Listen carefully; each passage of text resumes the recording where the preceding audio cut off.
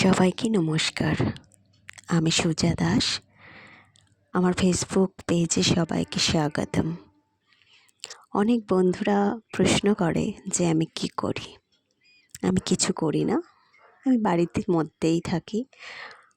আর বাড়ির কাজবাজ, রান্নাবান্না, সবাইকে খেয়াল রাখা, এইসব নিয়ে আমার দিনগুলো কেটে যায়। আর বন্ধুদের, তোমাদের সাথেও আমার অনেকটা সময় কেটে যায়। তোমাদের রিলস দিই, আমার নানা ভালো লাগা স্ট্যাটাস দিই। বন্ধুদের হাজার প্রশ্নের উত্তর দিতে হয়, তারা নতুন নতুন কথা জিজ্ঞাসা করে, নতুন নতুন মানুষের সাথে আলাপ, নতুন নতুন কথাবার্তা। তা এইভাবে আমার 24টা ঘন্টা কেটে যাচ্ছে। 24 থেকে মাস থেকে বছর কাটতে যাচ্ছে। তাই এইভাবেই জীবন কাটছে। অবশ্য এখন কিছু করছি না, আগে কিছু করতাম। আমি জব করতাম, সেই জব ছেড়ে দিয়ে লকডাউনের সময় এখন বাড়িতেই তারপর থেকেই আছি। আর এইভাবেই জীবনের পথ চলা, আস্তে আস্তে থমকে যাওয়া, আবার হয়তো যে কখনো জব করতে পারি। এখনও কোনো কিছু চিন্তা ভাবনা করিনি। জব করলে তোমরা আশা করি তোমাদের জানাবো। আর একটা ব্যাপার যে ছোটোবেলা থেকে তো খুব কষ্ট করেই বড় হয়েছি আমরা। আমার গরিব ফ্যামিলি, মেয়ে আমি, অনেক গরিব। আমাদের মা বাবা অনেক গরিব।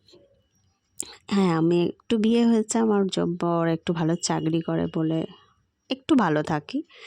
নাহলে আমাদের ফ্যামিলির ব্যাকগ্রাউন্ডস অত খুব বিশাল কিছু না, খুবই গরিব আমরা।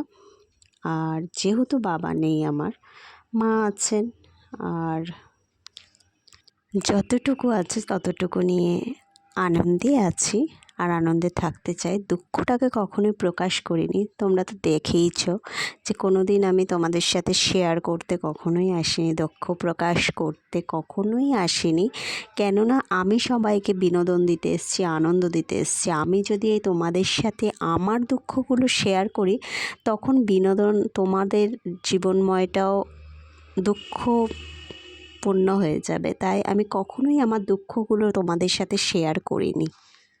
কোনো দিন যদি সময় হয়ে ওঠে বা আমার মন চায় যে আমার দুঃখগুলো তোমাদের সাথে শেয়ার করব, সেদিন হয়তো তোমাদের সাথে আমার দুঃখ আমি শেয়ার করব, জানাবো যে আমি জীবনে, সব মানুষেরই তো স্ট্রাগল আছে, সব মানুষের দুঃখ আছে, আনন্দ আছে, কষ্ট আছে। মানুষ দুঃখ কষ্টের মধ্যেই বড় হয়। তা অনেকের যে দুঃখ, কষ্ট আর স্ট্রাগল যেগুলো করে যে মানুষ বেঁচে থাকে, সেটা শেয়ার করলে তোমরাও জানতে পারবে যে এক একটা মানুষের জীবনে বৈচিত্র্যময় যে জীবন, সেটা তোমরা জানতে পারবে। কিন্তু এটুকু বলবো, অনেকে যারা আমাকে খারাপ নজরে দেখো, আমি সেই স্বভাবের মহিলা কখনোই নয়। আর আমার সেই ফ্যামিলি থেকে আমি জন্মগ্রহণও করিনি।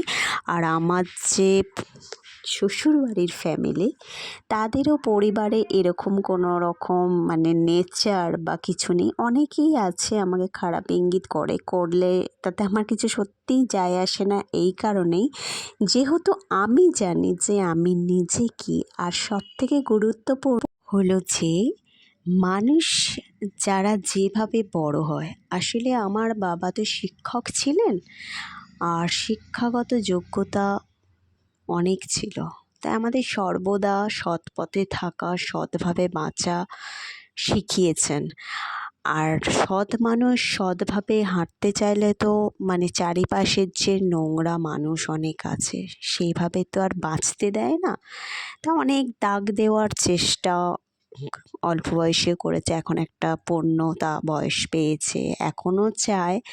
হয়তো আর একটা বয়স যখন আসবে তখন আর পারবে না।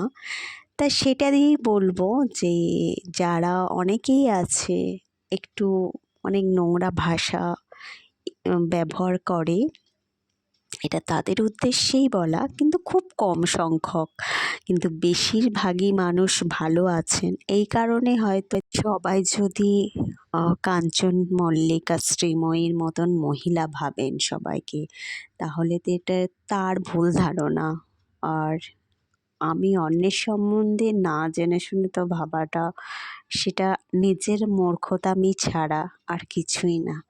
কিন্তু বন্ধুরা এটাই বলবো যে আমার যদি ভিডিও ভালো লাগে লাইকটা অবশ্যই করো, কমেন্টস করতে থাকো, অবশ্যই আমি রিপ্লাই দেব।